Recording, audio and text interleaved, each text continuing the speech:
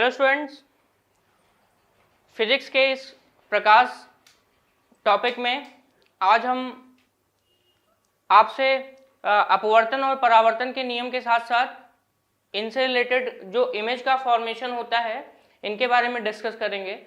तो अभी तक गोलीय दर्पण और समतल दर्पण साथ ही साथ लेंस की अगर हम बात करें तो उनके बारे में हमने आपको बताया था कि गोलीय दर्पण क्या है, अर्थात दर्पण के बारे में एक तरीके से मैंने व्यू दिया था आपको।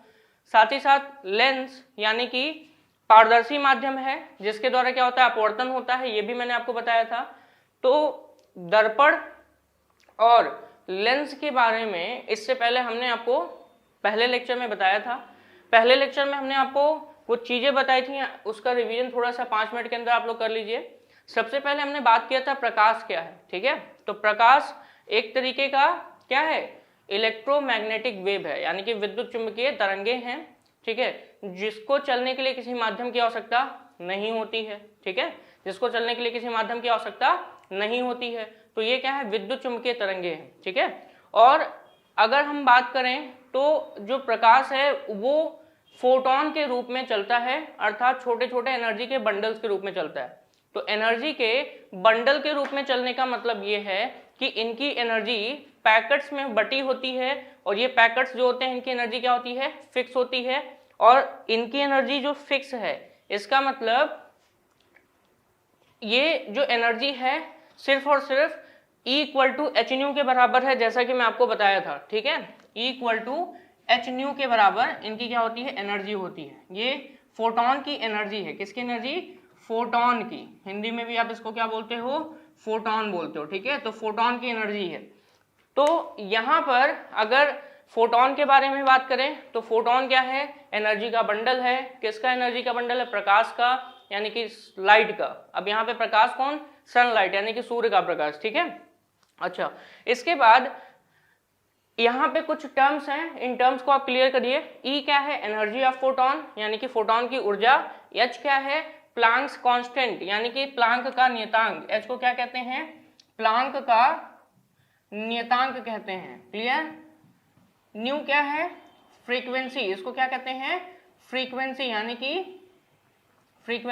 कि आवृत्ति कहते हैं, ठीक है। तो आवृत्ति और प्लांक का नियतांक जिसको कांस्टेंट, प्लांक्स कांस्टेंट कहते हैं। तो ये फोटोन की एनर्जी से रिलेटेड चीजें थी। अगला पॉइंट, प्रकाश हमेशा कैसे चलता है, सीधी रेखा में चलता है, ठीक है। Always travel in straight line, मतलब सीधी रेखा में चलता है। और जब किसी वस्तु पर प्रकाश इंसिडेंट होता है, यानी कि आपतित होता है, तो वहां से उसकी जो रिफ्लेक्टेड लाइट है हमारी आंखों पे पड़ती है और वो इमेज हमें उस वस्तु का दिखाई देता है। और इसी घटना पर ही हम लोग अपवर्तन, परावर्तन, विवर्तन, व्यतिकरण, ये सारी चीजें पढ़ते हैं, ठीक है। तो चलिए हम यहाँ पे आपको लेंस के बारे में और दर्पण के बारे में थोड़ा सा फिर से बता देते हैं। दर्पण क्या है, एक तरीके का ऐसा माध्यम है जिससे प्रकाश का परावर्तन होता है, यानी कि रिफ्लेक्शन ऑफ लाइट होता है, ठीक है। यानी कि मिरर के द्वारा, किसके द्वारा, मिरर के द्वारा, अर्थात दर्पण के द्वारा क्या होता है, रिफ्लेक्शन होता है। ये बात क्लियर, रिफ्लेक्शन होता है। और साथ ही साथ यहाँ पे दर्पण जो है वो कितने तरीके का होता है, 2 तरीके का। एक होता है प्लेन दर्पण, यानी कि प्लेन मिरर, ठीक है, और दूसरा है स्फेरिकल मिरर, स्फेरिकल मिरर, यानी कि गोलीय दर्पण। ये तो बात क्लियर हो गई, एक प्लेन मिरर है और एक क्या है, स्फेरिकल मिरर है। प्लेन मिरर में ऐसे मैंने डायग्राम बनाया था और इसके पीछे एक सरफेस पर पॉलिश की गई थी। तो दर्पण के एक सतह पर पॉलिश होती है, सिल्वर पॉलिश, ठीक है, जिससे क्या होता है, प्रकाश का परावर्तन अच्छे तरीके से होता है। क्योंकि आपको पता है सिल्वर रिफ्लेक्शन में बहुत अच्छा काम करता है, यानी कि किसी भी चीज को रिफ्लेक्ट, यानी कि लाइट को रिफ्लेक्ट करने में अच्छा काम करता है। इसलिए जब भी कभी हमें मिरर के पीछे एक सतह होती है जिसपे हम लोग क्या करते हैं, सिल्वर पॉलिश करते हैं, ताकि प्रकाश उस पर पड़े और इमेज हमारी अच्छी से बने उस पर, ठीक है। तो यहाँ पे प्लेन मिरर जिसका एक सरफेस कैसा है, पॉलिश वाला, पॉलिश्ड सरफेस, और दूसरे सरफेस को हम कहते हैं रिफ्लेक्टिंग सरफेस। कौन सा सरफेस, रिफ्लेक्टिंग सरफेस कहते हैं, ठीक है, यानी कि परावर्तक तल या परावर्तक सतह। स्फेरिकल मिरर को हम हिंदी में बोलते हैं गोलीय दर्पण, और गोलीय दर्पण कैसा होता है, वक्रीय होता है। वक्रीय कहने का मतलब कर्व्ड मिरर कहते हैं, यानी कि कर्व लाइक स्ट्रक्चर होता है। और इसको मैंने बोला था गोलीय दर्पण किसी गोले का भाग होता है। तो दो तरीके के मिरर बनाए थे यहाँ पे, ये मान लीजिए इसको पूरा मिला दें तो एक गोला बन जाएगा। इस गोले के दो पार्ट हमने कर दिए, एक के अंदर वाले पार्ट पर हमने पॉलिश कर दी सिल्वर की, और एक के बाहरी पार्ट पर हमने पॉलिश कर दी किसकी, सिल्वर की। तो यहाँ पे क्या हुआ, अंदर वाले पार्ट पे जिसमें हमने पॉलिश किया तो बाहरी सरफेस इसका क्या होगा, रिफ्लेक्टिंग सरफेस, यानी कि बाहरी सरफेस पर लाइट पड़ेगी, और इसके आंतरिक सरफेस पर यानी कि अंदर वाली इनसाइड सरफेस पर लाइट क्या होगा, रिफ्लेक्ट होगा। तो रिफ्लेक्टिंग सरफेस अंदर वाला हुआ और एक में रिफ्लेक्टिंग सरफेस बाहर का हुआ, ठीक है। जिसमें रिफ्लेक्टिंग सरफेस यानी कि परावर्तक सतह कहाँ है, बाहर की तरफ, उसको हम उत्तल दर्पण कहते हैं। कौन सा दर्पण, उत्तल, यानी कि कॉन्वेक्स मिरर कहते हैं, कॉन्वेक्स मिरर, ठीक है।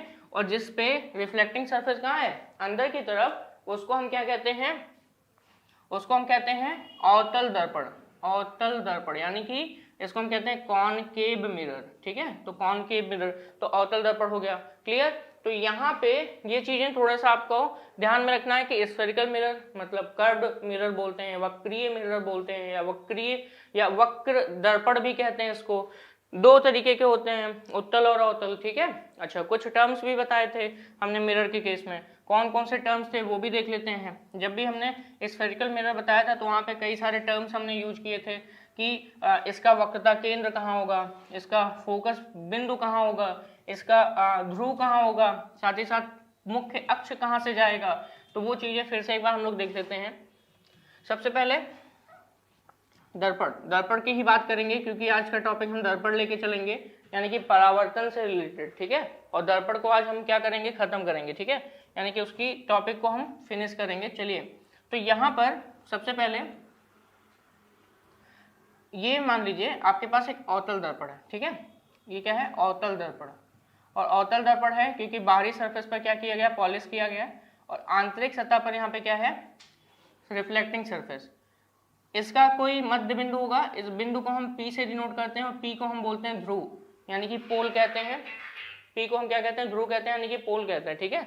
और इस दर्पण को अगर हम मिला दें, एक गोले की तरह संरचना बनेगी, और इस गोले का कोई ना कोई केंद्र होगा, सेंटर होगा, उस सेंटर को हम C से डिनोट करते हैं। इसको हम कहते हैं सेंटर ऑफ कर्वेचर। क्या कहते हैं, सेंटर ऑफ कर्वेचर कहते हैं, यानी कि वक्रता केंद्र कहते हैं, ठीक है। ये मान लीजिए इस गोले का वक्रता केंद्र हो गया, सेंटर ऑफ कर्वेचर, और पोल से सीधी एक रेखा जाएगी, और इस रेखा को हम क्या कहते हैं, मुख्य अक्ष का नाम देते हैं, यानी कि इसे हम कहते हैं प्रिंसिपल एक्सिस। इसको हम देते हैं, इसको हम क्या कहते हैं, मुख्य अक्ष कहते हैं, अर्थात इसको हम क्या कहते हैं, प्रिंसिपल एक्सिस कहते हैं, क्लियर। तो ये हो गया मुख्य अक्ष, प्रिंसिपल एक्सिस, ठीक है। और यहीं पर जो पोल है वो सेंटर ऑफ कर्वेचर, इसके मध्य बिंदु पे क्या होगा, फोकस है, तो फोकस, इसको फोकस पॉइंट कहते हैं, ठीक है। यहाँ पे पोल और फोकस के बीच की दूरी, मैंने बोला था जितनी भी दूरी होती है सब पोल यानी कि ध्रुव से ली जाती हैं, यानी कि P से ली जाएंगी।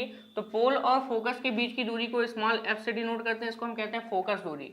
वहीं पे पोल और सेंटर ऑफ कर्वेचर के बीच की दूरी को हम कैपिटल R से डिनोट करते हैं, इसको हम क्या कहते हैं, वक्रता त्रिज्या, यानी कि रेडियस ऑफ कर्वेचर कहते हैं, क्लियर।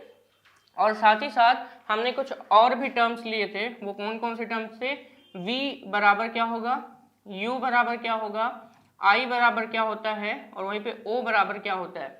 V जो है ये है प्रतिबिंब की दूरी, किसकी दूरी, प्रतिबिंब की दूरी, दर्पण से बोलो या पोल से बोलो, प्रतिबिंब की दूरी कहाँ से, ध्रुव से, ठीक है। ये कहाँ से, ध्रुव से प्रतिबिंब की दूरी, ठीक है, जिसको हम क्या करते हैं, V से डिनोट करते हैं, यानी कि distance of image from pole, ठीक है, फ्रॉम पोल। ये क्या है, U क्या है, ध्रुव से वस्तु की दूरी, इसको हम कहते हैं ध्रुव से किसकी दूरी, वस्तु की दूरी, यानी कि distance of object from pole. वहीं पे I क्या है, हाइट है, यानी कि ऊंचाई है, किसकी, I मतलब इमेज, यानी कि प्रतिबिंब की ऊंचाई, प्रतिबिंब की ऊंचाई, ये है हाइट ऑफ इमेज। और ये क्या है, O मतलब ऑब्जेक्ट, तो ये भी हाइट है किसकी, ऑब्जेक्ट की, इसको हम कहते हैं वस्तु की ऊंचाई। क्या कहते हैं, वस्तु की ऊंचाई, हाइट ऑफ ऑब्जेक्ट। तो इतनी सारी चीजें यहाँ पे दी गई हैं। तो एक हो गया V को क्या बोलोगे, distance of image from pole, u को क्या बोलोगे, distance of object from pole, यहीं पे I क्या है, प्रतिबिंब की ऊंचाई यानी कि हाइट ऑफ इमेज, ठीक है। और हाइट ऑफ इमेज हमेशा प्रिंसिपल एक्सिस के अपर एंड लोअर साइड में लिया जाता है, ठीक है। तो प्रिंसिपल एक्सिस के ऊपर है तो हाइट हमेशा पॉजिटिव होगा, प्रिंसिपल एक्सिस के नीचे है तो हाइट हमेशा नेगेटिव होगा। वो सारी चीजें हम बताएंगे आपको। ओ क्या है, वस्तु की ऊंचाई कहते हैं, ठीक है। ये चीज क्लियर हो गई। अभी जो डायग्राम हमने बनाया है ये कॉनकेव मिरर का है, यानी कि अवतल दर्पण का, तो जिसमें हमने सारी चीजें कॉनकेव मिरर से रिलेटेड चीजें बताई हैं आपको, ठीक है। तो अब इसमें हम पढ़ेंगे साइन कन्वेंशन। क्या पढ़ेंगे, साइन कन्वेंशन। तो हमारा हेडिंग है वो क्या है, हमारा हेडिंग है साइन कन्वेंशन। हिंदी में बोले तो उसको हम बोलते हैं चिन्ह परिपाटी। चिन्ह परिपाटी मतलब हम कैसे पता करेंगे कि कौन सा साइड, अगर हम लेफ्ट साइड लें या राइट साइड लें को, तो कब फोकस दूरी को हमको नेगेटिव रखना है, कब फोकस दूरी को हमको पॉजिटिव रखना है, ये सारी चीजें हमको क्या करनी है, पढ़नी है, ठीक है। चलिए पढ़ते हैं। तो यहाँ पे हम एक एडिशन करने जा रहे हैं, यानी कि इसमें थोड़ा सा हम चीजें ऐड करेंगे। वो क्या है, ठीक है। ये जो आप पोल वाला देख रहे हो, इस पोल से हम एक सीधी, ये तो एक मान लो ये वाली जो मुख्य अक्ष जा रही है, ये कौन सी एक्सिस है, एक्स एक्सिस है, ठीक है, यानी कि एक्स अक्ष है, ठीक है। अक्ष कौन सा है, एक्स वाला। वहीं पे इस पोल को हम मूल बिंदु मानकर, यानी कि ओरिजिन मानकर एक लाइन खींचते हैं, ठीक है। एक लाइन खींच रहे हैं और ये जो लाइन है ये इस मूल बिंदु से होके जा रही है, ठीक है। ये लाइन देखो आप कहाँ से होके जा रही है, मूल बिंदु से होके जा रही है। तो लाइन कहाँ से होके जा रही है, मूल बिंदु से होके जा रही है, यानी कि ये जो एक्सिस है देख रहे हैं आप, इसके परपेंडिकुलर है, यानी कि एक्स एक्सिस के 90 डिग्री पे बनाया गया है। तो ये कैसा है आपका, ये हो गया वाई एक्सिस। अब आपको पता है अगर राइट साइड एक्स एक्सिस हो तो ये कैसा होता है, पॉजिटिव। यहीं पे अगर लेफ्ट साइड एक्स एक्सिस हो तो ये कैसा होता है, ये होता है एक्स एक्सिस जो लेफ्ट साइड होता है वो कैसा होता है, नेगेटिव। ये है नेगेटिव एक्स एक्सिस, ठीक है। वहीं पे अगर आप देखोगे ये कैसा है, पॉजिटिव। और वहीं पे इधर का जो वाई एक्सिस होता है नीचे की तरफ, वो कैसा होता है, ये होता है नेगेटिव वाई एक्सिस। तो ये कैसा होता है, ये नेगेटिव होता है, ठीक है। ये चीज आपकी क्लियर। चलिए अब हम बात करेंगे कि कब हमें V पॉजिटिव लेना है, कब हमें ये सारी चीजें V को, U को, R को, F को पॉजिटिव लेना है। तो ये सारी चीजें हम बात करेंगे, या कब निगेटिव लेना है, तो ये हमें किससे पता चलेगा, चिन्ह परिपाटी द्वारा। हमने जो अभी अभी डायग्राम बनाया है ये किसका है, अवतल दर्पण का। ये जो डायग्राम है ये किसका है, अवतल दर्पण का।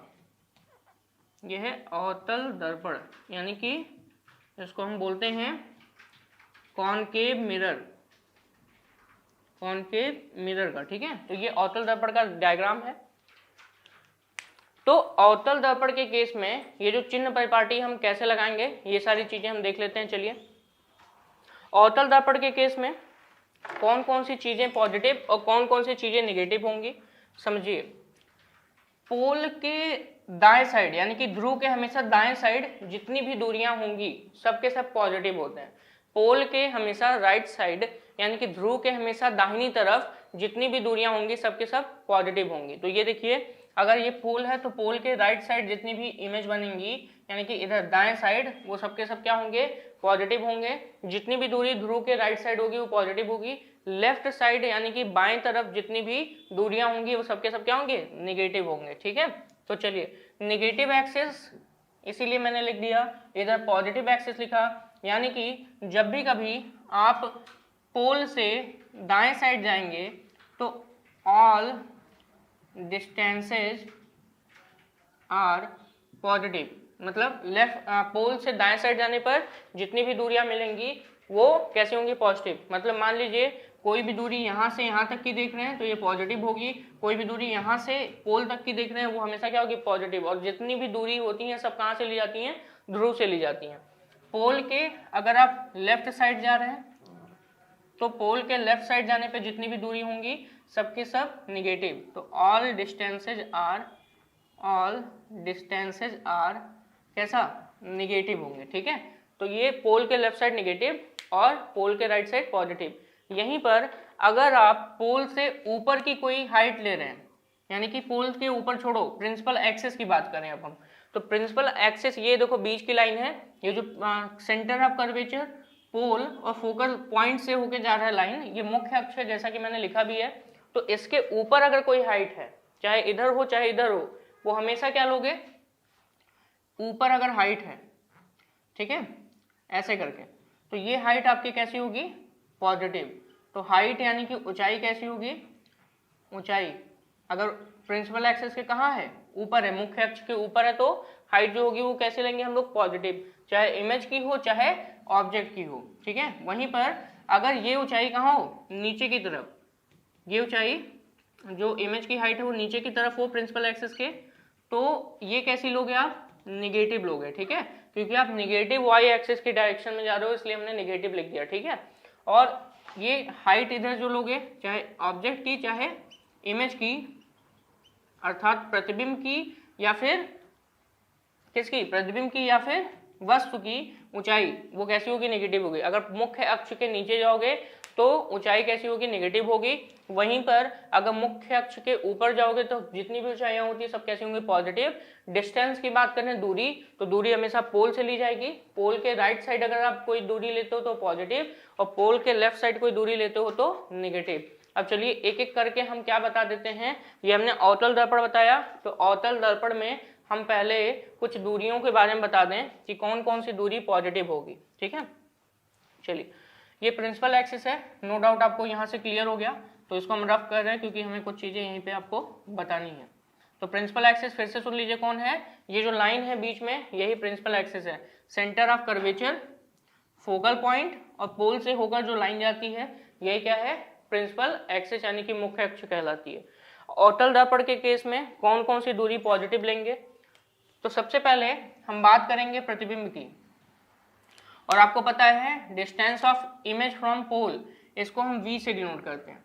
तो v जो है वो दो तरीके का होता है, यानी कि अगर हम v का साइन कन्वेंशन पढ़ें, यानी कि जो हमारा इमेज है, इमेज का जो हमारे पास क्या है, एक तरीके से प्रतिबिंब का जो साइन है, कब पॉजिटिव कब निगेटिव लेंगे, तो उसको अगर पढ़ें तो v पॉजिटिव भी हो सकता है और v निगेटिव भी हो सकता है। कब पॉजिटिव होगा कब निगेटिव होगा, तो चलिए ध्यान से हम सुनते हैं। जब इमेज यानी कि जो प्रतिबिंब है, क्योंकि हम यहाँ पे प्रतिबिंब की दूरी ले रहे हैं, तो प्रतिबिंब बनेगा तभी तो हम उसकी दूरी लेंगे। तो प्रतिबिंब यानी कि इमेज जब फॉर्मेशन हो जाएगा तभी हम उसकी डिस्टेंस को मेजर कर पाएंगे, ठीक है। तो यहाँ पे पॉजिटिव कब मिलेगा, पॉजिटिव कब मिलेगा, ध्यान देना, all distance of are positive, किधर, राइट साइड पे, ठीक है, किसके, पोल के। और ये देख लो ऑल डिस्टेंस और निगेटिव, डिस्टेंसेस आर निगेटिव किधर, लेफ्ट साइड, किसके, पोल के, ठीक है। तो ये चीज आपकी क्लियर। तो यहाँ से एक तो चीज आपको क्लियर हो गई कि इमेज अवतल दर्पण में हमेशा दो तरीके का मिलता है, एक पॉजिटिव भी मिलता है एक निगेटिव भी मिलता है। अगर इमेज पॉजिटिव मिल रहा है यानी कि धनात्मक मिल रहा है, तो दूरी अगर उसकी धनात्मक मिल रही है तो इसका मतलब ये है कि वो पोल के दाएं साइड बना होगा, अर्थात पॉजिटिव एक्स एक्सिस की डायरेक्शन में बना होगा, ठीक है। वहीं पे अगर प्रतिबिंब आपको निगेटिव मिल रहा है, इसका मतलब ये होगा कि वो पोल के लेफ्ट साइड बन रहा है, यानी कि निगेटिव एक्स एक्सिस की डायरेक्शन में बन रहा है, क्लियर। अब पॉजिटिव कब बनेगा, अगर मान लो आपका जो एक तरीके से अवतल दर्पण में इमेज पॉजिटिव बन रहा है, तो उसके लिए क्या कहेंगे कि कैसा इमेज है, उसका नेचर क्या है। तो अगर पॉजिटिव इमेज बन रहा है तो हम कहते हैं उसको वर्चुअल एंड इरेक्ट बन रहा है, वर्चुअल एंड इरेक्ट बन रहा है, ठीक है। अगर पॉजिटिव इमेज बनेगा तो उसको हम कहेंगे वर्चुअल एंड इरेक्ट, इसको बोलते हैं, वर्चुअल का मतलब होता है आभासी, आभासी और सीधा। तो वर्चुअल का मतलब हो गया आभासी और सीधा। मिरर के पीछे जो बनता है वो वर्चुअल एंड इरेक्ट इमेज है, तो कैसे कहेंगे, आभासी और सीधा, यानी कि दर्पण के जस्ट पीछे। आप अपना फेस अगर देख रहे हो तो ऐसे देख रहे हो, तो आप दर्पण के सामने हो, और दर्पण के पीछे वाला पार्ट ये देखो ऐसे देख रहे हो आप, ठीक है। तो इस कर्व को देखिए आप, और इस मेरे हाथ को देखिए, तो यहाँ पे क्या है, हम दर्पण के सामने खड़े हैं, और दर्पण के पीछे वाला पार्ट ये है, पोल के जस्ट पीछे, यानी कि राइट साइड। तो यहाँ पे जो वर्चुअल और इरेक्ट होता है वो आभासी और सीधा होता है, हमेशा कहाँ बनेगा, दर्पण के पीछे बनेगा, ठीक है। और इसी को हम कैसा कहते हैं, पॉजिटिव कहते हैं। तो पॉजिटिव इमेज हमेशा पोल के राइट साइड बनेगा, यानी कि आभासी और सीधा बनेगा।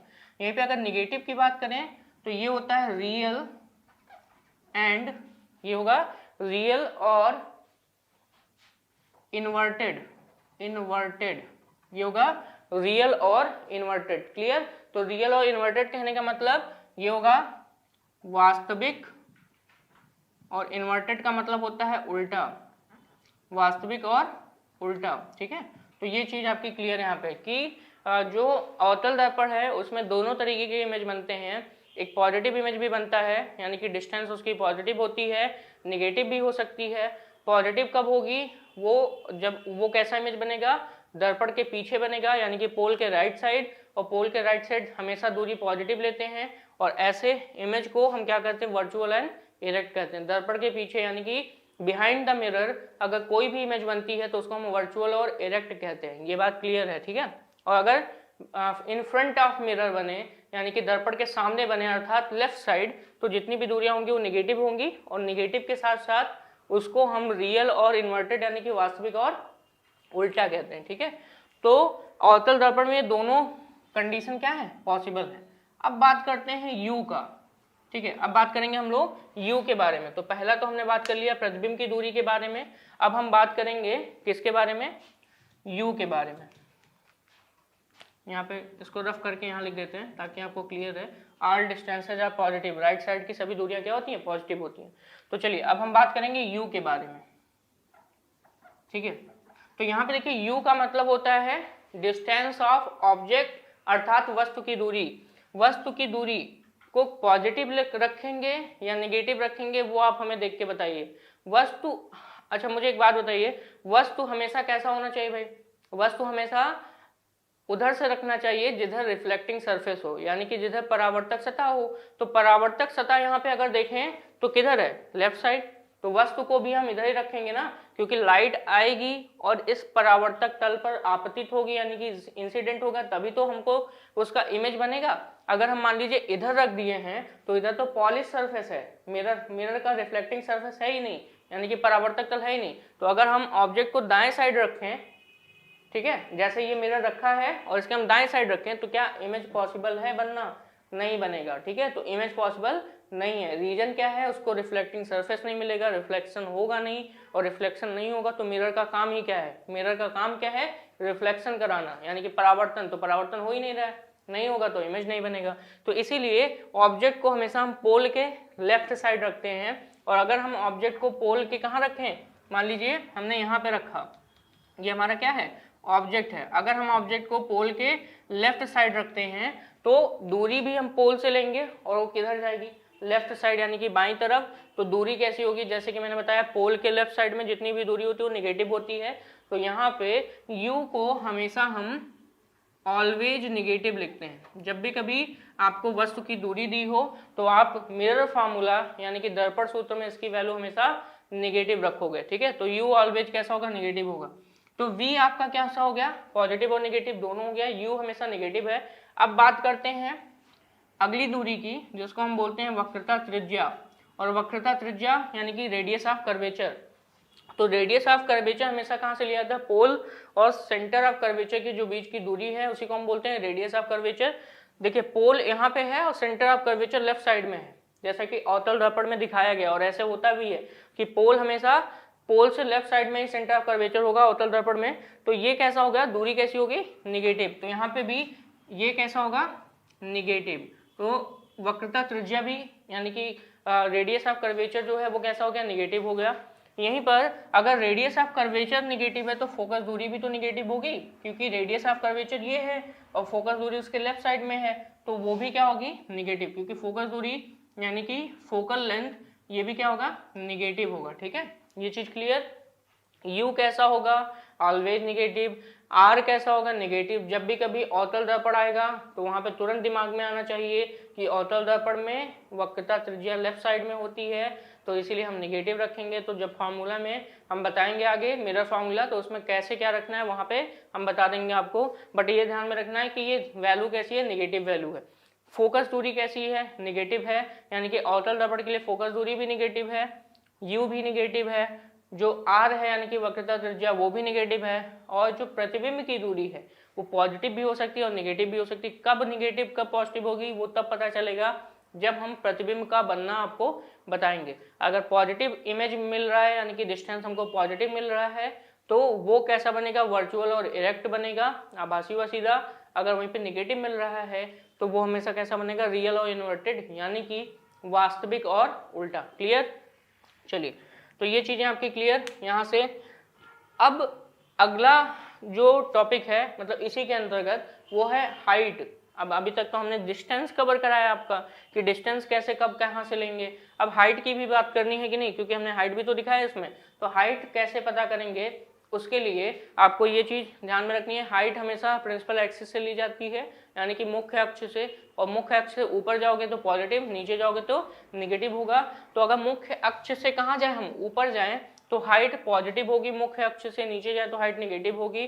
तो यहाँ पर ये चीज ध्यान में रखिएगा, अगर ऑब्जेक्ट कैसा है ऊपर की तरफ है तो ऊपर रखोगे तो पॉजिटिव इमेज। अगर ध्यान दीजिए इमेज कैसा बना है, अगर इमेज इन्वर्टेड बना है, इन्वर्टेड यानी कि उल्टा, जैसे कि यहाँ पे आप निगेटिव वाले टर्म में देख रहे हैं, तो इन्वर्टेड में वो नीचे बनेगा और ये हाइट कैसी रखी जाएगी, निगेटिव। ठीक है, और यहीं पे अगर इमेज जो है वो कैसा बना है, इरेक्ट बना है, इरेक्ट मतलब सीधा, तो हाइट कैसी रखोगे, पॉजिटिव। और ओ का जो हाइट है वो लगभग हमेशा क्या रखा जाता है, पॉजिटिव, या हमेशा ही पॉजिटिव मान के चला करो। ठीक है, तो आई का इन्वर्टेड है, इन्वर्टेड है मतलब निगेटिव होगा तब, वहीं पे इरेक्ट है तो पॉजिटिव, और वहीं पे अगर ऑब्जेक्ट की बात करें तो ऑब्जेक्ट का कैसा जाएगा, पॉजिटिव जाएगा। क्लियर?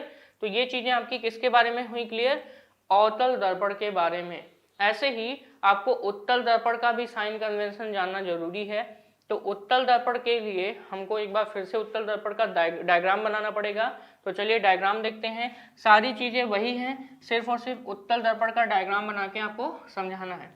ठीक है, ये चीज सारी चीजें क्या वही हैं कि पोल्स के कहां पर, पोल के दाएं साइड जितनी भी दूरी होंगी सब पॉजिटिव, पोल के लेफ्ट साइड जितनी भी दूरी होंगी सब निगेटिव होती हैं। तो ये चीज आप ध्यान में रखिएगा, प्रिंसिपल एक्सिस के ऊपर जितनी भी दूरी होगी वो पॉजिटिव, प्रिंसिपल एक्सिस के नीचे जितनी भी दूरी होंगी सबके सब कैसे होंगे, निगेटिव। ठीक है, चलिए, तो हाइट हमेशा इसलिए पॉजिटिव ऊपर जब होगा तब रखते हैं, और वहीं पर हाइट निगेटिव क्यों रखते हैं, जब नीचे होगा तब रखते हैं। ठीक है, ठीक, तो यहाँ पे साइन कन्वेंशन यानी कि चिन्ह परिपाटी चल रहा था, और चिन्ह परिपाटी में मैंने आपको अवतल दर्पण से रिलेटेड बताया। अब हम बात करेंगे उत्तल दर्पण के बारे में। तो उत्तल दर्पण आपको पता है कैसे बनाते हैं। उत्तल दर्पण बनाने के लिए आपको ये पता होना चाहिए कि रिफ्लेक्टिंग सरफेस किधर होगा, तो बाहर वाला रिफ्लेक्टिंग सरफेस होगा और इसके आंतरिक सतह पर पॉलिश की गई है। तो ये आंतरिक सतह पर हमने क्या कर दी, सिल्वर की पॉलिश कर दी। अब इसमें पोल भी आपको पता होना चाहिए, पोल, सेंटर ऑफ कर्वेचर, ये सारी चीजें आपको यहाँ पे निकालनी पड़ेंगी। कैसे आप पता करोगे, जैसे मैंने मेथड बताया वैसे ही आप हमेशा इसमें पोल और सारी चीजें पता करोगे। दर्पण का मध्य बिंदु क्या कहलाता है, पोल कहलाता है। तो ये इसका मध्य बिंदु मान लेते हैं, तो मध्य बिंदु यहाँ पे है, ये क्या है, पोल हो गया। ठीक है, अब सेंटर ऑफ कर्वेचर कैसे पता करेंगे, तो सेंटर मतलब केंद्र होता है, और आपको पता है केंद्र कैसे पता चलेगा, जब हमारे पास कोई गोला होगा तो गोला कैसे बनाएंगे, इसके इस एंड को इस एंड से मिला दें तो एक गोला बनेगा, और ये जो गोला होगा इसका कोई ना कोई केंद्र होगा, तो इस केंद्र का पोर्शन मान लेते हैं यहाँ पे कहीं है। ठीक है, तो ये सेंटर हो गया, गोले का क्या हो गया, सेंटर हो गया। तो हमने गोला बनाया, गोले का सेंटर मान लिया, इस सेंटर को क्या मानेंगे, इसको हम कहते हैं सी से डिनोट करते हैं, जिसको हम बोलते हैं सेंटर ऑफ कर्वेचर अर्थात वक्रता केंद्र। और आपको पता है इसका जो मध्य बिंदु होगा, पोल का मध्य बिंदु और सेंटर ऑफ कर्वेचर को सीधे डायरेक्शन में मिला दीजिए, और इसी को हम क्या कहते हैं, इसी को हम कहते हैं मुख्य अक्ष कहते हैं। जो चीज आपको आसानी से क्लियर है, ये क्या है, मुख्य अक्ष, यानी कि इसको आप क्या कहते हो, प्रिंसिपल एक्सिस। ठीक है, ये मुख्य अक्ष हो गया। अब पोल और सेंटर ऑफ कर्वेचर के बीच फोकस पॉइंट होता है, यानी कि फोकस बिंदु होता है। तो ये फोकस पॉइंट यानी कि फोकल पॉइंट हमने बना दिया, इसको कैपिटल एफ से डिनोट करते हैं। पोल और एफ के बीच की दूरी फोकस दूरी कहलाती है, तो ये स्मॉल एफ से डिनोट करते हैं, ये इसकी फोकस दूरी हो गई। पोल और सेंटर ऑफ कर्वेचर के बीच की दूरी को हम क्या कहते हैं, रेडियस ऑफ कर्वेचर। तो इसे हम कैपिटल R से डिनोट करते हैं। ये चीज हो गया, तो इसको रेडियस ऑफ कर्वेचर कहेंगे। ये सारी चीजें इससे पहले हमने किस में बनाई थी, अवतल दर्पण में। और ये क्या है आपका, कौन सा दर्पण है, उत्तल दर्पण, यानी कि कॉन्वेक्स मिरर, ठीक है। तो कॉन्वेक्स मिरर में बताने जा रहे हैं आपको, तो साइन कन्वेंशन कॉन्वेक्स मिरर में बताने जा रहे हैं। सारी चीजें फिर से सुन लीजिए कि पोल हो गया, फोकस पॉइंट हो गया, सेंटर ऑफ कर्वेचर हो गया, रेडियस ऑफ कर्वेचर हो गया, फोकस पॉइंट हो गया और फोकल लेंथ भी हो गया। सारी दूरियां पोल से ही ली गई हैं। चलिए अब बात करेंगे चिन्ह परिपाटी की। तो फिर से वही काम, आपको पता है, इसको मान लेते हैं कौन सी एक्सिस, ये आपकी एक्स एक्सिस है, और एक्स एक्सिस के लंबवत एक हम लाइन खींचेंगे, और जो लंबवत हम लाइन खींचेंगे वो क्या कहलाएगी, वाई एक्सिस कहलाएगी, जैसा कि उसमें बनाया था। तो ये मान लीजिए हम लंबवत एक रेखा खींच रहे हैं, और ये लंबवत रेखा कहाँ से होके जानी चाहिए, पोल से, क्योंकि पोल जो है ये हमारा इस लाइन के लिए, इस कोऑर्डिनेट के लिए या इस निर्देशांक के लिए हमारा क्या है, मूल बिंदु है, ठीक है। तो P क्या है यहाँ पे, मूल बिंदु है। तो ये जो लाइन आप देख रहे हैं ये कौन सी एक्सिस हो गई, वाई एक्सिस हो गई। ये कौन सी एक्सिस, वाई एक्सिस। और ये कैसा होगा, ऊपर की तरफ पॉजिटिव, और एक्स एक्सिस इधर की तरफ भी पॉजिटिव। यहीं पे ये वाई एक्सिस जो है नीचे की तरफ अगर देखें तो ये नीचे की तरफ जो है ये निगेटिव हो जाएगा। तो ये वाई एक्सिस, और ये आपका एक्स एक्सिस इधर हो गया, इधर आपका कैसा, ये आपका निगेटिव एक्स एक्सिस, ठीक है, निगेटिव एक्स एक्सिस हो गया, ठीक है। जैसा कि मैंने आपको बताया, पोल के दाएं साइड जितनी भी दूरी होंगी सबके सब पॉजिटिव, पोल के लेफ्ट साइड जितनी भी दूरी होंगी सब निगेटिव। इधर की सारी दूरियां पॉजिटिव, इधर की सारी दूरी आपकी कैसी होगी, निगेटिव। अगर आप हाइट की बात करेंगे तो हाइट कैसा होगा, जितने भी हाइट प्रिंसिपल एक्सिस के ऊपर की तरफ होंगे वो सारे के सारे हाइट कैसे होंगे, पॉजिटिव। और वहीं पे सारे के सारे अगर नीचे हों तो ये कैसे होंगे, निगेटिव। प्रिंसिपल एक्सिस यानी कि मुख्य अक्ष के नीचे जितनी भी दूरी होंगी सब निगेटिव, ठीक है। तो यहाँ पर अब हम कॉन्वेक्स मिरर की बात कर रहे हैं, उत्तल दर्पण की। तो ये बात ध्यान में रखिए, कॉन्वेक्स मिरर में हमेशा ऑलवेज वर्चुअल और इरेक्ट इमेज बनता है, यानी कि आभासी और सीधा। तो कॉन्वेक्स मिरर में ऑलवेज ध्यान में रखिए कैसा इमेज बनता है, प्रतिबिंब आभासी व सीधा, यानी कि वर्चुअल एंड इरेक्ट प्रतिबिंब जो है ये हमेशा ऑलवेज बनता है, किसमें, आपके उत्तल दर्पण में। तो आभासी व सीधा जो इमेज है वो हमेशा उत्तल दर्पण में बनता है। तो यहाँ पर इसमें अगर हम बात करें किसकी, प्रतिबिंब के दूरी की, तो इससे क्लियर ये हो गया कि हमेशा आभासी व सीधा बनेगा, यानी कि दर्पण के पीछे बनेगा, बिहाइंड द मिरर। तो बिहाइंड द मिरर हमेशा बनेगा। तो इसीलिए V यानी कि जो प्रतिबिंब की दूरी है ये कैसी ली जाएगी, पॉजिटिव ली जाती है, ऑलवेज ये पॉजिटिव होगा, ठीक है। दूसरी चीज U की बात करें, यानी कि वस्तु की दूरी, तो वस्तु की दूरी हमेशा उधर ली जाती है जिधर क्या हो, वस्तु की दूरी हमेशा उधर ली जाती है जिधर क्या हो,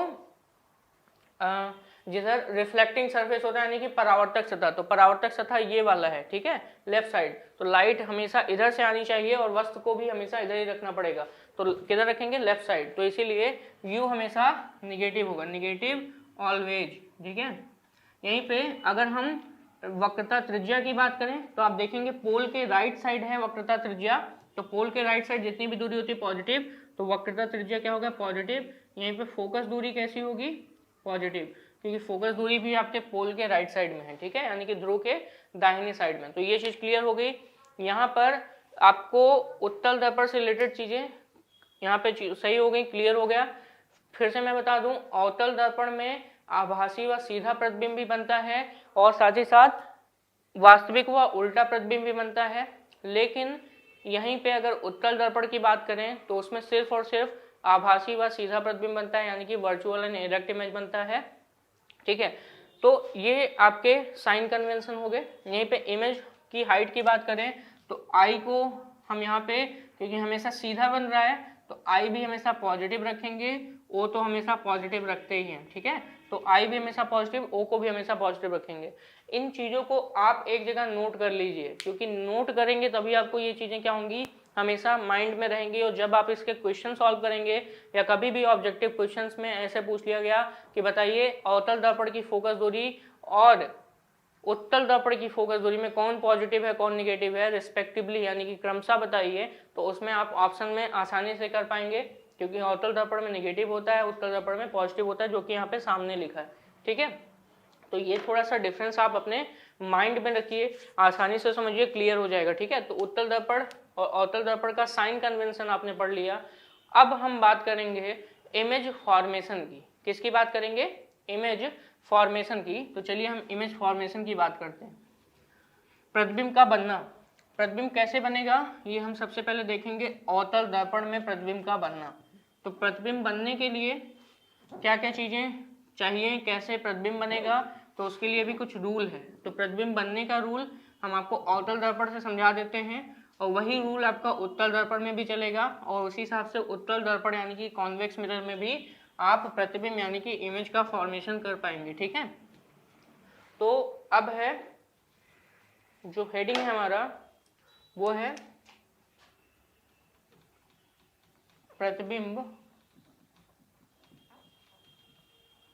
बनाने के नियम, बनाने के नियम। ठीक है, रूल्स ऑफ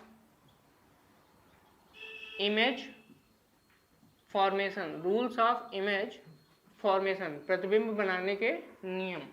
तो प्रतिबिंब बनाने के नियम यानी कि रूल्स ऑफ इमेज फॉर्मेशन। ठीक है, आपको पढ़ना है, कैसे पढ़ेंगे? पहली बात तो ये रूल्स आप समझ लीजिए। ठीक है, अवतल दर्पण का हम एक तरीके से, अवतल दर्पण एक टिपिकल एग्जाम्पल होता है, उसको लेकर के हम किसमें, दर्पण में, वो भी अवतल दर्पण में प्रतिबिंब बनाना हम आपको बताने जा रहे हैं। ठीक है, इससे पहले आपका समतल दर्पण भी है, समतल दर्पण भी बताएंगे, लेकिन सबसे पहले जिससे ज्यादा क्वेश्चन उठते हैं वो आपको यहाँ पे बताएंगे। सबसे पहले क्या है, अवतल दर्पण, तो उसको हम यहाँ पे आपको बताने जा रहे हैं। चलिए देखते हैं रूल कितने हैं। टोटल 3 रूल के हिसाब से हम हमेशा इमेज फॉर्मेशन करते हैं। एक अवतल दर्पण पहले मैं बना लेता हूँ, फिर बताता हूँ। ये अवतल दर्पण बनाने के लिए सबसे पहली बात तो आपको ध्यान में रखना होगा, रिफ्लेक्टिंग सरफेस अंदर की तरफ होता है, बाहर की तरफ नहीं होता। बाहर की तरफ पॉलिश सरफेस होता है, तो पॉलिश सरफेस बाहर की तरफ है, वहीं पे रिफ्लेक्टिंग सरफेस कहाँ है, अंदर की तरफ। क्लियर? ठीक है, अब रिफ्लेक्टिंग सरफेस यहाँ पे क्या है, अंदर की तरफ, ये होगा रिफ्लेक्टिंग सरफेस, और ये कैसा हो गया, पॉलिश्ड सरफेस। बार बार हम यहाँ पे पॉलिश नहीं लिखेंगे, क्योंकि आपको पता चल जाएगा, ये तो आपको पता ही है ना कि पीछे की तरफ ऐसे बना रहे हैं, तो ये पॉलिश सरफेस हो गया। ठीक है, चलिए प्रतिबिंब बनाने के नियम। अब पहले सारी चीजें यहाँ पे देख लेते हैं। पोल होगा, फिर क्या होगा, सेंटर ऑफ कर्वेचर होगा, और साथ ही साथ सेंटर ऑफ कर्वेचर के साथ साथ कहीं ना कहीं फोकस पॉइंट भी होगा।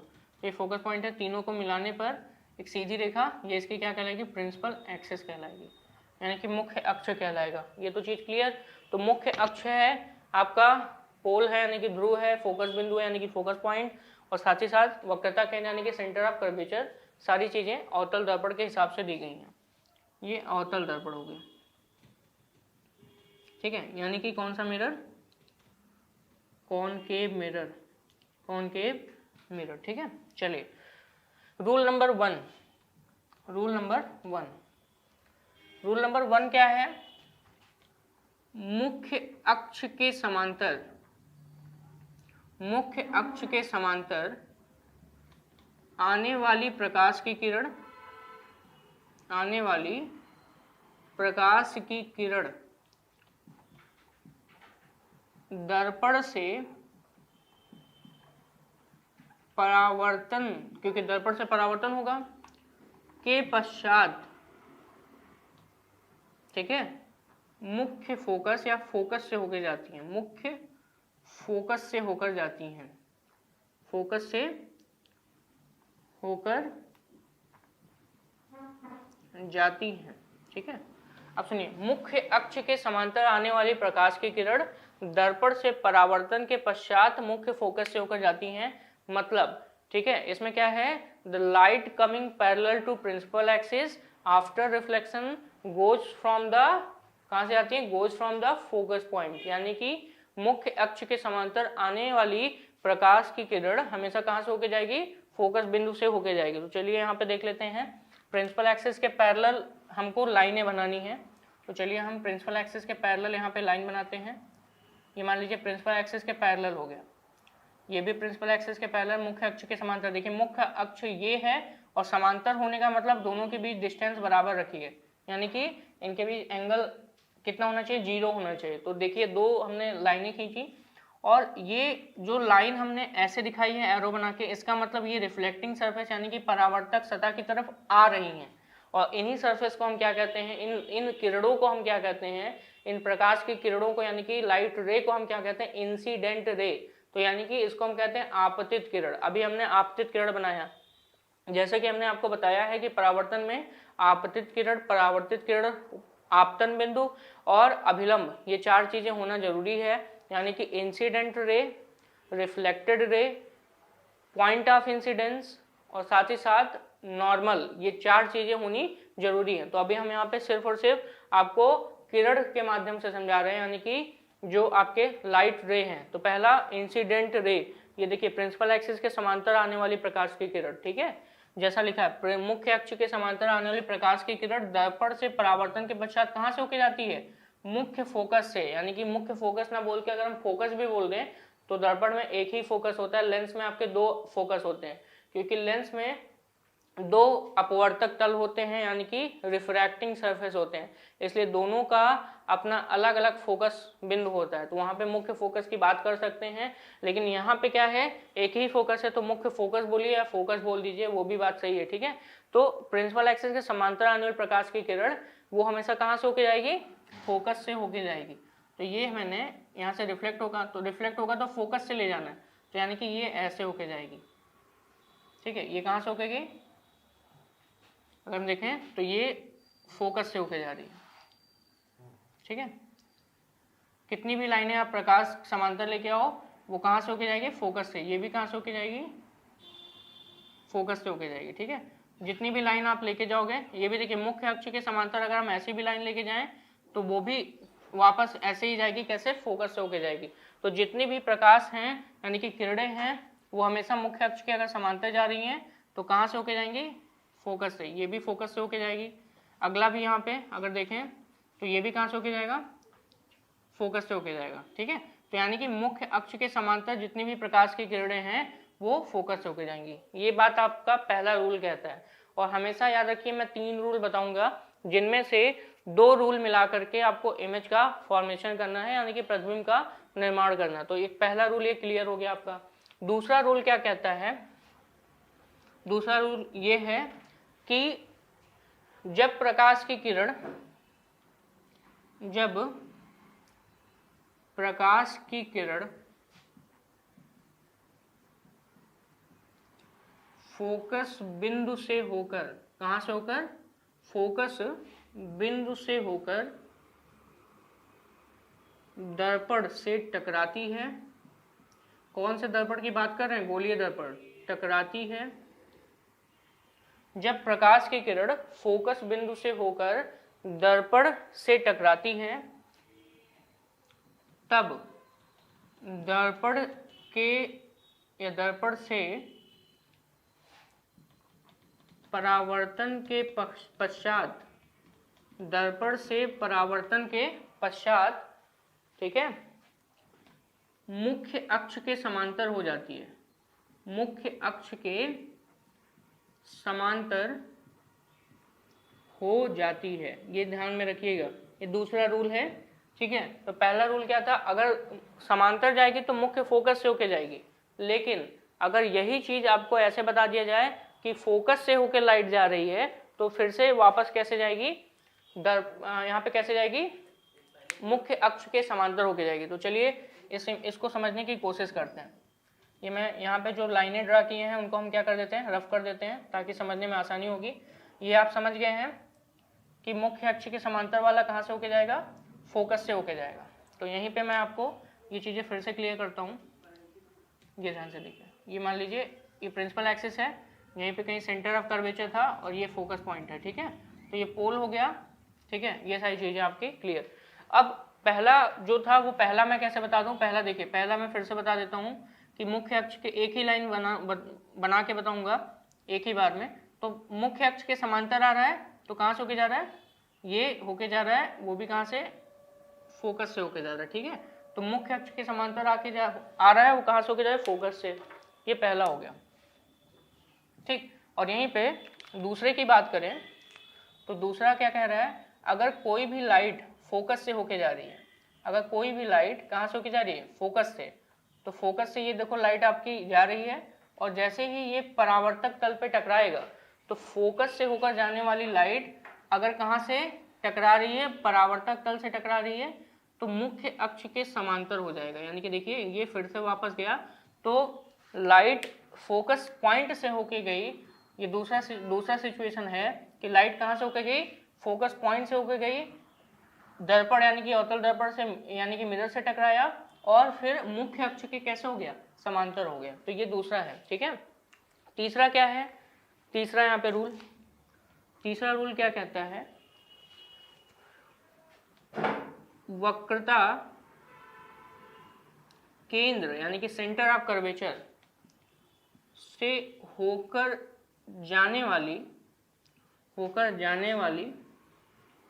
प्रकाश की किरण, वक्रता केंद्र से होकर जाने वाली प्रकाश की किरण परावर्तन के पश्चात उसी दिशा में वापस लौट जाती है, ठीक है। उसी दिशा में क्या हो जाती है, वापस लौट जाती है, ठीक है। तो ये तीसरा रूल हो गया कि वक्रता केंद्र से अगर होकर जाने वाली प्रकाश की किरण परावर्तन के पश्चात उसी दिशा में वापस लौट जाती है, ठीक है। इसका मतलब कि द लाइट कमिंग टूवर्ड्स या from centre of curvature after reflection from the mirror return back in the same direction. यानी कि अगर हम बात करें किसकी, प्रकाश की किरण की, कहाँ से होके जा रहा है, वक्रता केंद्र से होके जा रहा है, तो वक्रता केंद्र से जाने के बाद वो उसी दिशा में वापस लौट जाएगी। जैसा कि मैं यहाँ पे आपको ये चीज इससे क्लियर कर रहा हूँ अलग मार्कर से। मान लीजिए कोई प्रकाश की किरण ऐसे जा रही है, कहाँ से होके जा रही है, वक्रता केंद्र से दिखा रहा हूँ। तो कोई प्रकाश की किरण वक्रता केंद्र से होके जा रही है, और वक्रता केंद्र से होके जा रही है, और दर्पण से इसने यहाँ पे क्या किया, इंसिडेंट किया। तो कोई भी प्रकाश की किरण कैसे हो गई, वक्रता केंद्र से होके गई, और दर्पण पे ये इंसिडेंट कर रहा है, ठीक। तो जा तो ऐसे रही है, कैसे, वक्रता केंद्र से होके जा रही है, और वक्रता केंद्र से होके जाने के बाद जब यहाँ से टकराएगा तो सीधे उसी डायरेक्शन में फिर से वापस लौटे, मतलब गया और चला आया, ठीक है। तो ये कौन सा रूल हो गया, थर्ड रूल हो गया। ये चीज क्लियर। और ध्यान से देखिए, हमेशा प्रतिबिंब के बनने के लिए इन तीनों में से कोई दो रूल लगाना जरूरी है, ठीक है। इन तीनों में से कोई दो रूल लगाना जरूरी है, और दो रूल अगर आप लगाओगे तभी जाके इमेज का फॉर्मेशन होगा, ठीक है। तो चलिए कौन कौन से दो रूल लगा सकते हैं, वो आपका ज्यादातर केसेस में हम लोग जो रूल लगा सकते हैं वो है पहला और तीसरा, क्योंकि पहला और तीसरा रूल बहुत ही इजी है, ठीक है। तो इसको हम लगाएंगे तो आसानी से इमेज का फॉर्मेशन हो जाता है। और वहीं पे पहला दूसरा भी लगा सकते हैं, तो इमेज वहीं बनेगी जहाँ पे दो रेखाएं आपस में प्रतिच्छेद करेंगी, यानी कि परावर्तित रेखाएं जब आपस में प्रतिच्छेद करेंगी। तो मान लीजिए हमने इन दोनों को लेके किया, तो ये लाइन ऐसे गई, यहाँ पे कट किया, ये लाइन ऐसे गई, यहाँ पे कट किया, तो देखिए यहाँ पे प्रतिच्छेद करे, यानी कि इमेज ये यहाँ बना रही है। मतलब प्रतिबिंब वहां पे आप देखोगे बना हुआ जहां पर परावर्तित किरण, दो परावर्तित किरण आपस में एक दूसरे को क्या कर रही हूँ, कट कर रही हूँ, ठीक है। यानी कि एक दूसरे को इंटरसेक्ट कर रही हूँ, प्रतिच्छेदित कर रही हूँ, ठीक है। तो उस बिंदु पर इमेज का फॉर्मेशन होता है, ठीक है। तो चलिए ये तीन रूल आपने पढ़ लिया एक बार फिर से। The light coming parallel to principal axis after reflection from the mirror goes from the, कहाँ से, फोकस पॉइंट से, ठीक है, goes from the focus point. अगला है कि अगर हम प्रकाश की किरण को फोकस बिंदु से होकर दर्पण के फोकस बिंदु से भेजें और परावर्तन के पश्चात तो मुख्य अक्ष के समांतर हो जाता है, यानी कि the light coming from focus point and after reflection from the mirror it will be parallel to the principal axis, ठीक है। और थर्ड पॉइंट क्या है आपका, वक्रता केंद्र से होकर जाने वाली प्रकाश की किरण परावर्तन के पश्चात उसी दिशा में वापस लौट जाती है। मतलब the light coming from centre of curvature after reflection from the mirror goes back in the same direction या return back in the same direction, उसी दिशा में वापस हो जाती है। क्लियर। चलिए, तो ये तीन हो गए जिनमें से हम बार बार कह रहे हैं कि इमेज का फॉर्मेशन तभी होगा जब दो, यानी कि दो इसमें से जो रूल्स हैं उनको अप्लाई करेंगे, तभी जाके इमेज का फॉर्मेशन होगा। ठीक है, यही चीज उत्तल दर्पण में भी अप्लाई करोगे, यही चीज आप अवतल दर्पण में भी रूल अप्लाई करोगे। ठीक है, बल्कि इमेज आपका अलग अलग तरीके का बनता है, वो आपको हम बताने जा रहे हैं। ठीक है, चलिए पहले हम अब पढ़ेंगे इमेज का फॉर्मेशन किसमें, अवतल दर्पण में। तो प्रतिबिंब का बनना किसमें, अवतल दर्पण में पढ़ेंगे। देन हम पढ़ेंगे प्रतिबिंब का बनना उत्तल दर्पण में। लेकिन उससे पहले उसका एक ओवरव्यू हम बता दें कि कब क्या बनेगा और वस्तु को कहाँ रखें तो कैसा इमेज मिलेगा, छोटा मिलेगा, बड़ा मिलेगा, कैसा मिलेगा, वो एक हम चार्ट के यानी कि तालिका के माध्यम से आपको हम बता दें पहले। तो सबसे पहले हम अवतल दर्पण में प्रतिबिंब का बनना बताने जा रहे हैं। अवतल दर्पण में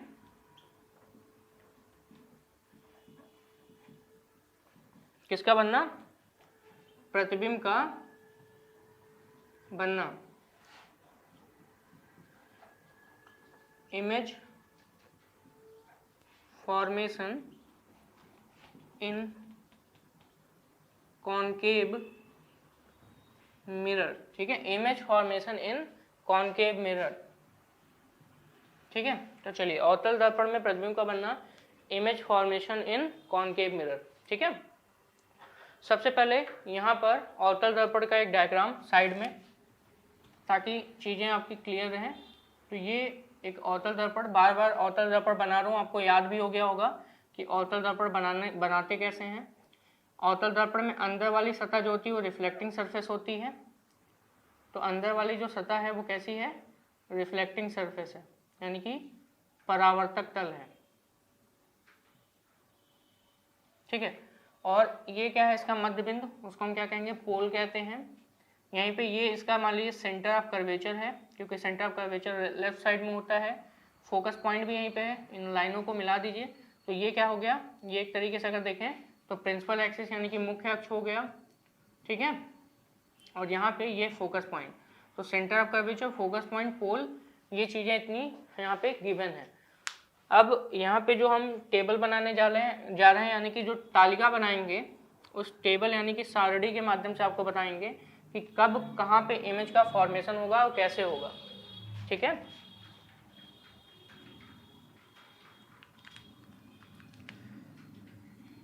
ये थोड़ा सा लाइन सीधी कर लेते हैं, पोल यहाँ पे है। ठीक है, ये क्या है, पोल। चलिए सबसे पहले यहाँ पर हम लिखेंगे वस्तु की स्थिति, वस्तु की स्थिति। ठीक, यानी कि पोजीशन ऑफ किसका, ऑब्जेक्ट। फिर इस वस्तु की स्थिति के बाद प्रतिबिंब की स्थिति लिखेंगे, प्रतिबिंब की स्थिति। ठीक है, यानी कि पोजीशन ऑफ किसका, इमेज का। और इसके साथ साथ अगला प्रकृति किसकी, प्रतिबिंब की, यानी कि नेचर ऑफ इमेज। ठीक है, ये आपके तीन कॉलम हो गए, इनको हम डिवाइड कर लेते हैं। ठीक है, ये आपके तीन कॉलम। ठीक है, सीरियल नंबर इधर, टोटल हम इसमें 6 इमेजेस बनाएंगे और उन 6 इमेजेस को आपको यहाँ पे समझाना है। तो सीरियल नंबर ये हो गया, और ये किसके लिए कर रहे हैं, अवतल दर्पण के लिए, ध्यान में रखिएगा। तो प्रतिबिंब की स्थिति, वस्तु की स्थिति, प्रतिबिंब की स्थिति, और साथ ही साथ यहाँ पे क्या है, प्रकृति यानी कि नेचर। चलिए, तो सीरियल नंबर के हिसाब से अगर हम देखें तो सबसे पहले यहाँ पे पहला सीरियल नंबर, वस्तु की स्थिति यानी कि कहाँ पर, इनफाइनाइट पर, यानी कि अनंत पर, एट इनफाइनाइट, अर्थात कहाँ पर, अनंत पर हो। और ध्यान दीजिएगा, अनंत पर जितनी भी वस्तुएं होती हैं वहां से हमेशा जो प्रकाश की किरण आएगी समांतर आएगी। तो समांतर प्रकाश की किरण जब आएगी तो उसका इमेज कहाँ बनता है, ये मैं लिख देता हूँ। प्रतिबिंब की स्थिति कहाँ पे, फोकस पर, यानी कि फोकस बिंदु पर, at focus point, at focus point यानी कि एफ पर। ठीक है, ये कहाँ बनेगा, फोकस पॉइंट पर, यानी कि एफ पर, फोकस बिंदु पर। तो अनंत पर अगर कोई वस्तु है तो उसकी इमेज कहाँ बनेगी, फोकस पर बनेगा। और प्रकृति कैसी होगी, ये मैं लिख देता हूँ, real and inverted, R and I, real and inverted, यानी कि वास्तविक और उल्टा। कैसा बनेगा, वास्तविक और उल्टा बनेगा। ये पहला हो गया, ठीक है। दूसरा यहाँ पे अगर दूसरा देखें तो चलिए दूसरा यहाँ पे बात कर लें। दूसरा है, अब अनंत पर रखे थे तो इनफाइनाइट पर रखे थे, यहाँ कहीं कहीं पे भी रखा है। दूसरा है सी से थोड़ा पहले, तो मान लीजिए सी से थोड़ा पहले या सी से परे बोलते हैं, सी के पीछे, यानी कि वक्रता केंद्र से पहले। तो वक्रता केंद्र से पहले वस्तु कहीं यहाँ रखी है, प्रिंसिपल एक्सिस के ऊपर की तरफ रखी है, यानी कि इसकी जो हाइट है वो कैसी है, पॉजिटिव है, ठीक है। वस्तु के पहले, मतलब वस्तु के पहले नहीं, सेंटर ऑफ कर्वेचर के पहले, यानी कि सी के पहले, वक्रता केंद्र के पहले। तो यहाँ पे लिख रहे हैं सी से पहले, ठीक है, यानी कि बिटवीन, बोल सकते हैं बिटवीन इनफाइनाइट एंड सी, किसके किसके बीच, अनंत और सी के बीच, यानी कि सी से पहले, ठीक है। तो इसकी जो इमेज बनेगी वो कहाँ बनेगा, अगर देखें तो जैसे जैसे आप इमेज को, यानी कि वस्तु को लेफ्ट से आगे बढ़ाते, पहले इनफाइनाइट पे था तो इमेज फोकस पे बन रहा था, अब जैसे आगे बढ़ाएंगे तो फोकस भी, जो इमेज है वो लेफ्ट साइड शिफ्ट होता चला जाएगा, ठीक है। तो अब जो इमेज बनेगा सी से पहले, बिटवीन इनफाइनाइट एंड सी, ये इमेज बनेगा बिटवीन एफ एंड सी, मतलब फोकस और इसके बीच कहीं ना कहीं बनेगा। मान लेते हैं यहाँ बन गया, तो फोकस और एफ के बीच बनेगा। कब, जब वस्तु कहाँ रखी हो, इनफाइनाइट और सी के बीच, या सी से पहले, मतलब यहाँ कहीं रखी हो तो इसके बीच बनेगा। अगला सिचुएशन है यहाँ पे, अच्छा इमेज कैसा बनेगा, रियल एंड इन्वर्टेड। तो रियल एंड इन्वर्टेड बनेगा, ये तो आपको क्लियर है, वास्तविक व उल्टा। तीसरा यहाँ पे जो सिचुएशन है वो क्या है, चलिए थर्ड, अब सी पर, यानी कि एट सेंटर ऑफ कर्वेचर, और सेंटर ऑफ कर्वेचर पर जब भी आप कभी वस्तु को रखेंगे तो उसकी जो इमेज बनेगी, यानी कि उस वस्तु का जो प्रतिबिंब बनेगा, ऑब्जेक्ट का जो प्रतिबिंब बनेगा, वो भी सेंटर ऑफ कर्वेचर पर ही बनेगा, लेकिन नीचे की साइड, ठीक है। तो यहाँ पे रियल और इन्वर्टेड बनेगा, लेकिन कहाँ पे, सेंटर ऑफ कर्वेचर पर। अगर हम ऑब्जेक्ट को रखेंगे तो उसकी इमेज भी सेंटर ऑफ कर्वेचर पे बनेगी, जितनी हाइट ऑब्जेक्ट की है उतनी ही हाइट इमेज की भी होगी। तो एट सी, यानी कि सी पर बनेगा, और कैसा होगा, रियल एंड इन्वर्टेड, वास्तविक व उल्टा। अगला फोर्थ, यहाँ पे फोर्थ वाला ऑप्शन देखें, तो फोर्थ ऑप्शन अगर हम देखें तो नंबर 4, ये क्या कहता है कि जैसे अभी क्या था, इनफाइनाइट पे हमने वस्तु को रखा, इनफाइनाइट के बाद सी से थोड़ा पहले, अब सी पे रखा, अब सी और एफ के बीच में रखेंगे। तो ऑब्जेक्ट को अब हम कहाँ रख रहे हैं, सी और एफ के बीच, यानी कि सेंटर ऑफ कर्वेचर और वस्तु के फोकस, सेंटर ऑफ कर्वेचर और फोकस पॉइंट के बीच रख रहे हैं। तो बिटवीन सी एंड एफ, यानी कि सी और एफ के बीच, जैसे ही सी और एफ के बीच हम रखेंगे तो प्रतिबिंब जो है वो दूर बनने लगेगा, सी से और पीछे बनने लगेगा। तो लिखेंगे सी से पहले, प्रतिबिंब कहाँ बन रहा है, सी से पहले, यानी कि बिटवीन इनफाइनाइट एंड सी। जैसा कि यहाँ पे सी से पहले, यानी कि सी के इधर बनेगा, तो सी के इधर इनफाइनाइट तक हो सकता है, तो इनफाइनाइट और सी के बीच में बन रहा है। और कैसा बनेगा, रियल एंड इन्वर्टेड, ठीक है, वास्तविक व उल्टा। नंबर 4 के बाद नंबर 5, नंबर 5 क्या है, यहाँ पे एट एफ, अब हम फोकस पॉइंट पे रखने जा रहे हैं, एट एफ, ठीक है, फोकस पॉइंट पे। और फोकस पॉइंट पे अगर हम वस्तु को रखें तो आपको पता है, अगर इनफाइनाइट पे भी वस्तु रखा है तो उसका इमेज कहाँ बन रहा है, फोकस पे। और अगर हम फोकस पे वस्तु को रख दें तो उसकी इमेज हमेशा बनेगी इनफाइनाइट पे, ठीक है। तो अब हम वस्तु को उठा करके फोकस पॉइंट पे रख रहे हैं, तो ये फोकस पॉइंट पे हमने रखा, तो इमेज कहाँ बनेगी, इनफाइनाइट पे बनेगी, यानी कि अनंत पर बनेगा। और जब अनंत पे प्रतिबिंब बनेगा तो वो हमेशा कैसा होगा, बहुत ही, अगर देखें तो रियल और इन्वर्टेड होगा, यानी कि वास्तविक व उल्टा वो भी होगा। तो कहाँ बनेगा, एट इनफाइनाइट, तो कैसा है, रियल एंड इन्वर्टेड, और आवर्धित होगा, यानी कि बहुत बड़ा होगा, ठीक है। चलिए फिफ्थ के बाद लास्ट जो इसमें है, कितने होते हैं, 6 होते हैं। मैंने आपको बताया था कि 6 इमेज बनाना इसमें है, जिसमें से एक इमेज कैसा है आपका, ये जो 5 इमेज देख रहे हो वास्तविक व उल्टा वाला है, लेकिन एक इमेज जो छठा है जिसको हम बनाने जा रहे हैं, ये आपका कैसा होगा, वास्तविक व उल्टा। इसीलिए मैंने आपको बताया था अवतल दर्पण में दोनों तरीके के प्रतिबिंब बनते हैं, एक बनता है रियल और इन्वर्टेड और एक बनता है वर्चुअल और इरेक्ट। तो 6 पॉइंट है वो अब कहाँ रखेंगे हम लोग, वस्तु को रखेंगे F और P के बीच, F और P के बीच। और जब भी कभी F और P के बीच रखेंगे तो प्रतिबिंब अब दर्पण के पीछे बनना स्टार्ट हो जाएगा। अभी तक दर्पण के सामने बन रहा था, तो दर्पण के सामने जितने प्रतिबिंब बन रहे थे सबके सब रियल और इन्वर्टेड थे, यानी कि वास्तविक व उल्टा। लेकिन अब जैसे ही हम फोकस और पोल के बीच में वस्तु को रख देंगे, यानी कि दर्पण और फोकस बिंदु के बीच में वस्तु को रखेंगे, तो तुरंत ही उसका इमेज जो है वो दर्पण के पीछे बनेगा।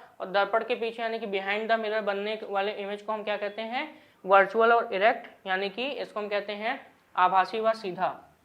तो अब हम रखेंगे बिटवीन, वस्तु की स्थिति देख रहे हैं, वस्तु की स्थिति बिटवीन F एंड P, यानी कि पोल और यानी कि ध्रुव और फोकस बिंदु के बीच।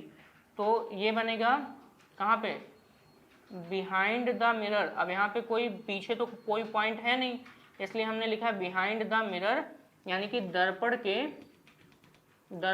पीछे, और दर्पण के पीछे कहीं भी बन जाएगा, ठीक है। और वस्तु से बहुत बड़ा बनता है, तो दर्पण के पीछे हो गया। और दर्पण के पीछे अगर आप देखेंगे तो यहाँ पे ये दर्पण के पीछे इमेज बना, और दर्पण के पीछे जो इमेज बनेगी वो कैसी होगी, वर्चुअल एंड इरेक्ट, यानी कि आभासी व कैसा बनेगा, सीधा, आभासी व सीधा। क्लियर, ये हो गया आपका आभासी व सीधा। तो ये जो आपके टोटल 6 इमेज फॉर्मेशन है, ये अवतल दर्पण में प्रतिबिंब का बनना है। तो ये टोटल 6 इमेज बन गए, जिसमें वस्तु की स्थिति हो गई, प्रतिबिंब की स्थिति हो गई, प्रकृति हो गया, ठीक है। वस्तु की स्थिति अनंत पर, तो अनंत पर कैसा बनेगा, फोकस पर। सभी के सभी रियल और इन्वर्टेड बन रहे हैं, एक को छोड़कर, वो कौन सा है, बिटवीन फोकस एंड पोल, यानी कि फोकस एंड पोल के बीच अगर रखा जाए तो ये जो फॉर्मेशन है यहाँ पे रखने पर वो कैसा बनेगा, दर्पण के पीछे बनेगा। तो ऐसे बनेगा, इसकी इमेज ऐसे बनती है, ऐसे बनेंगे। तो ये सीधा बना है, दर्पण के पीछे बना है, और कैसा बना है, इरेक्ट बना है, अर्थात आभासी बना है, यानी कि वर्चुअल बना है। क्लियर। तो ये 6 हैं, जिनमें से जब इनकी हम डिस्टेंस की बात करेंगे, इन 5 की डिस्टेंस की बात करेंगे, इमेज की डिस्टेंस, ठीक है, तो ये कैसी होंगी, निगेटिव आएंगी इमेज की डिस्टेंस। लेकिन इस लास्ट वाले के लिए इमेज की डिस्टेंस हमेशा कैसी लेनी पड़ेगी, पॉजिटिव लेनी पड़ेगी, ठीक है। और वहीं पर अगर इमेज की हाइट देखेंगे तो इन्वर्टेड है, इसलिए इमेज की हाइट इन सब के लिए निगेटिव, लेकिन इस लास्ट वाले के लिए इमेज की हाइट कैसी होगी, पॉजिटिव होगी, ठीक है। ये चीज़ आपकी थोड़ी क्लियर है, यहीं पे कर लीजिए, ताकि आपको मिरर फार्मूला से रिलेटेड क्वेश्चन करने में परेशानी ना हो। क्लियर हो गया। अब अवतल दर्पण से जो इमेज का फॉर्मेशन है, यानी कि जो एक एक करके मुझे बताना है, वो हम आपको क्या करेंगे, नेक्स्ट वीडियो में प्रोवाइड कराएंगे। Thank you so much.